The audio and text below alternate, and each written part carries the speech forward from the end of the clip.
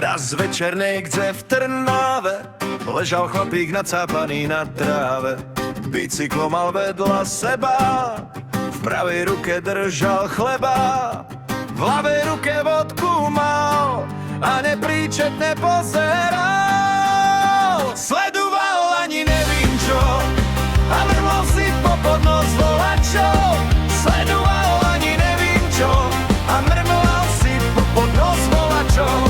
Sledoval ani nevím čo a mrmlal si popod nos volačov. Sledoval ani nevím čo a mrmlal si popod nos volačov. Nuž, ale keď mu chucí, nech si dá, zaraz bude dobrá nálada. A možno ani môže byť naštvaný jedzine. Stal sa pánko postaviť a trčala mu holá ryt.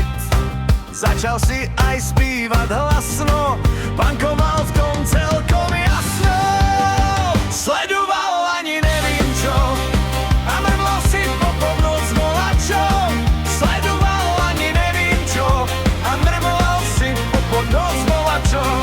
Sledoval ani nevím čo a mrmlal si popod nos volačov. Sledoval ani nevím čo a mrmlal si popod nos volačov. Spustil hlbokej doline a stále ležal v zeline. Jedna pani mu vynadala, aj tá nakúpené mala. Ďalší sa na ňom smál, kúsek od neho stál.